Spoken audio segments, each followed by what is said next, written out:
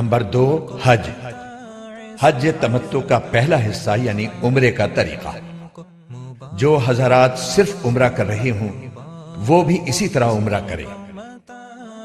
احرام کا طریقہ: جب روانگی کا وقت قریب ہو تو سر کے بال سنواریں، خط بنوائیں، ناخن تراشیں، مونچھیں کتریں، زیر ناف اور بغل کے بال صاف کریں۔ احرام پہننے سے پہلے غسل کریں یا وضو کر لیں۔ مستو سرشار رہنا وہ احرام میں، مستو سرشار رہنا غموں سے فراغت۔ غسل یا وضو کے بعد مرد ایک چادر باندھ لیں اور دوسری اوڑھ لیں۔ رکھو تم کو متاع سعادت، مبارک ہو تم کو وہ حج و زیارت، مبارک ہو تم کو متاع سعادت، مبارک۔ جوتے وغیرہ اتار کر ہوائی چپل پہن لیں، جبکہ خواتین سلے ہوئے کپڑے بدستور پہنے رکھیں، البتہ چہرے پر کپڑا نہ لگنے دیں۔ جس کا آسان طریقہ یہ ہے کہ ایسی ٹوپی پہن لیں جس پر چھجا لگا ہو، اس چھجے سے نقاب گرا لیں۔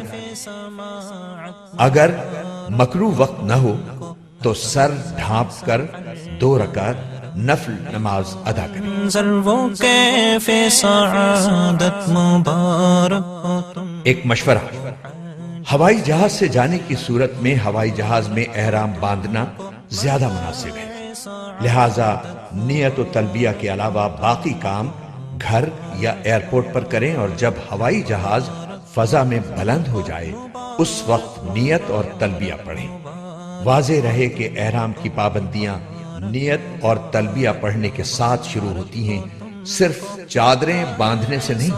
سعادت مبارک ہو تم کو، مبارک ہو وہ ملتزم پردوں۔ اب اپنا سر کھولیں اور ان الفاظ میں نیت کریں: اللہم انی ارید العمرہ فیسرها لی وتقبلها منی۔ ترجمہ: اے اللہ، میں آپ کی رضا کے لیے عمرے کی نیت کرتا ہوں، آپ اس کو میرے لیے آسان کر دیجئے اور قبول فرما لیجئے۔ نیت کے ساتھ ہی مرد بلند آواز سے اور خواتین آہستہ آواز سے خشوع و خضوع اور ذوق و شوق کے ساتھ 3 بار تلبیہ پڑھیں۔ تلبیہ کے الفاظ یہ ہیں: لبیک اللہم لبیک، لبیک لا شریک لک لبیک، ان الحمد والنعمت لک والملک لا شریک لک۔ ترجمہ: میں حاضر ہوں اے اللہ تیرے حضور میں حاضر ہوں، میں حاضر ہوں، تیرا کوئی شریک نہیں، میں حاضر ہوں، ساری تعریفیں اور سب نعمتیں اور ملک و بادشاہت تیری ہی ہے، تیرا کوئی شریک نہیں۔ اس کے بعد درود شریف پڑھ کر یہ دعا مانگیں: اے اللہ، میں آپ کی رضا اور جنت مانگتا ہوں اور آپ کی ناراضگی اور دوزخ سے پناہ مانگتا ہوں، اور اس موقع پر ہمارے آقا حضور اکرم صلی اللہ علیہ وسلم نے جو دعائیں مانگی یا بتلائی ہیں وہ بھی مانگتا ہوں، وہ سب دعائیں میری طرف سے بھی قبول کر لیجئے۔ احرام کی پابندیاں: نیت اور تلبیہ پڑھتے ہی احرام کی پابندیاں شروع ہو جائیں گی۔ اب آپ سلا ہوا کپڑا نہیں پہن سکتے، ایسا جوتا نہیں پہن سکتے جو آپ کے پاؤں کی پشت پر ابھری ہوئی ہڈی کو ڈھانپنے والا ہو۔ صابن سے ہاتھ منہ نہیں دھو سکتے، حجامت نہیں بنوا سکتے، بلکہ جسم کے کسی حصے کا ایک بال بھی نہیں توڑ سکتے، ناخن بھی نہیں تراش سکتے، خوشبو نہیں لگا سکتے، ہم بستری نہیں کر سکتے، بلکہ ایسی کوئی بات بھی نہیں کر سکتے جو اس کی خواہش کو ابھارنے والی ہو۔ اور جس سے نفس کو خاص لذت ملتی ہو۔ کسی جانور کا شکار نہیں کر سکتے، حتیٰ کہ اپنے بالوں یا کپڑوں پر چلنے والی جوؤں کو بھی نہیں مار سکتے۔ مبارک سفر کا آغاز۔ جب حرم شریف کی طرف یہ مبارک سفر شروع ہو جائے تو دوران سفر بکثرت تلبیہ پڑھتے رہیں، اور جب حرم شریف کی حدود شروع ہو تو یوں دعا کیجیے: لبیک اللہم لبیک لبیک لا شریک لک لبیک ان الحمد والنعمت لک والملک لا شریک لک لبیک اللہم لبیک لبیک لا۔ ترجمہ: اے اللہ، یہ آپ کے حرم اور امن کی جگہ ہے، بس جہنم کو مجھ پر حرام فرما دیجئے، اور اس دن کے عذاب سے ہمیں مامون فرمائیے جس دن آپ اپنے بندوں کو اٹھائیں گے، اور مجھے اپنے دوستوں اور اہل طاعت میں سے بنا لیجئے۔ حرم شریف میں حاضری۔ ذوق و شوق سے تلبیہ پڑھتے ہوئے مکہ معظمہ میں داخل ہوں۔ گاڑی آپ کو معلم کے مکان پر پہنچا دے گی جو آپ کی رہائش کے لیے معین کیا گیا ہوگا۔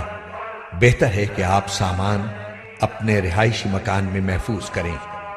ضرورت ہو تو آرام کر لیں، اور آرام کے بعد وضو کی حالت میں مسجد حرام جائیں۔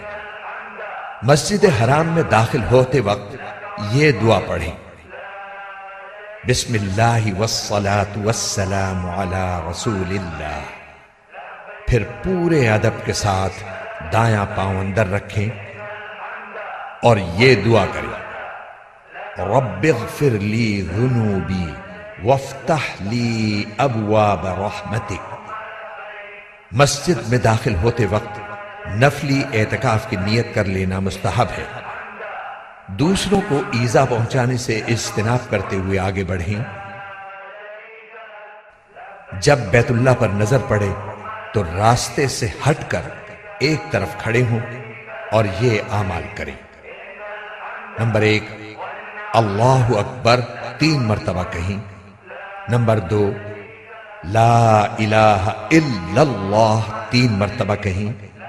نمبر 3، دونوں ہاتھ دعا کے لیے اٹھائیں اور درود شریف پڑھ کر خوب دعائیں مانگیں۔ یہ دعا کی قبولیت کا خاص وقت ہے۔ دعا سے فارغ ہو کر آپ طواف کی تیاری کر لیجئے۔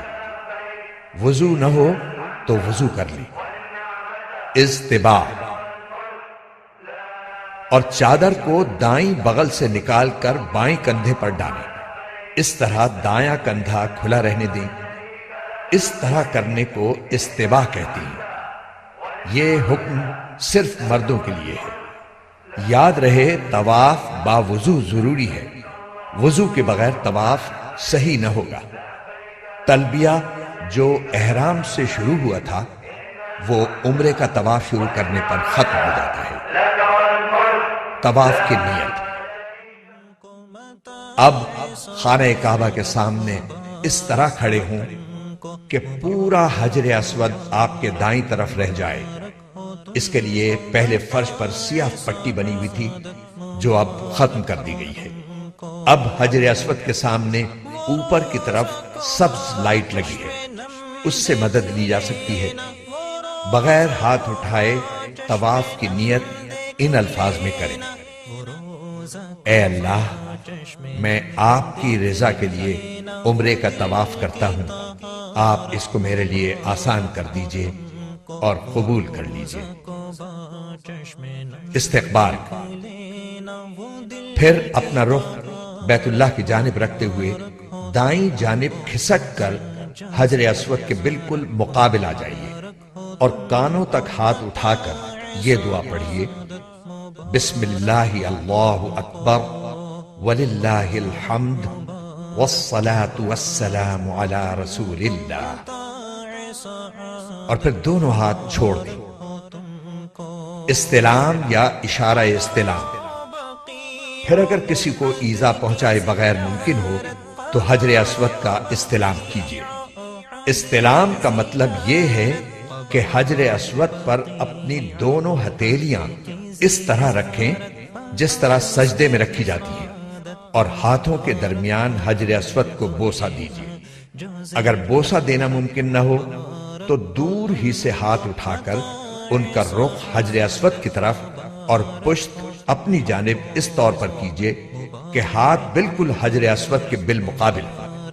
یہ استلام کا اشارہ ہے۔ پھر یہ دعا پڑھیں: بسم اللہ اللہ اکبر وللہ الحمد والصلاة والسلام علی رسول اللہ۔ اس کے بعد ہاتھوں کو چوم لیجئے۔ یاد رکھیے کہ بوسہ دینا مسنون ہے۔ اگر اژدہام کی وجہ سے کسی کو تکلیف دیے بغیر بوسہ دینے کا موقع نہ ہو تو بوسہ دینا ضروری نہیں ہے۔ استلام کے بعد دائیں طرف مڑ کر طواف شروع کریں۔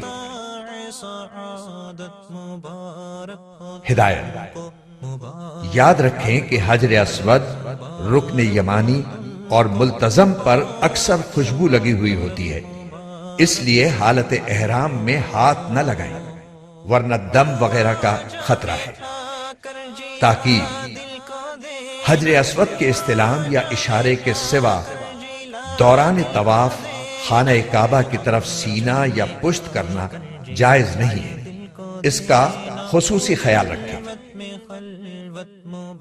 رمل: مرد حضرات طواف کے پہلے 3 چکروں میں اکڑ کر شانے ہلاتے ہوئے قریب قریب قدم رکھ کر قدر تیزی سے چلیں، باقی چکروں میں حسب معمول چلیں گے۔ رکن یمانی: چلتے ہوئے جب رکن یمانی پر آئیں تو اس پر دونوں ہاتھ یا داہنا ہاتھ لگائیں۔ ہاتھ لگائیں۔ رکن یمانی سے حجر اسود کے درمیان یہ دعا مسنون ہے: ربنا آتنا فی الدنیا حسنۃ وفی الآخرۃ حسنۃ وقنا عذاب النار۔ یہ دعا کرتے ہوئے حجر اسود کے سامنے پہنچ جائیں۔ اب آپ کا پہلا چکر مکمل ہو گیا۔ اسی طرح 7 چکر مکمل کریں۔ حجر اسود سے شروع کریں اور حجر اسود پر ختم کریں۔ جب بھی حجر اسود کے سامنے پہنچیں تو استلام یا اشارہ استلام کریں۔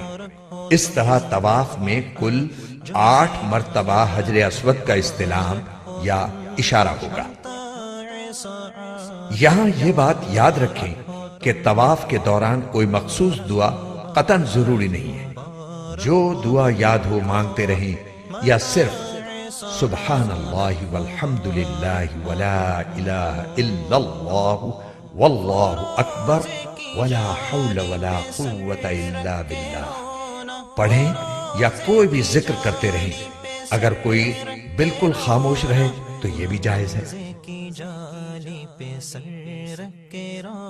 7 چکر پورے ہونے پر 8ویں بار حجر اسود کا استلام یا اس کا اشارہ کر کے طواف ختم کر دیں۔ اب دونوں کاندھے ڈھانپ لیں۔ ملتزم پر حاضری: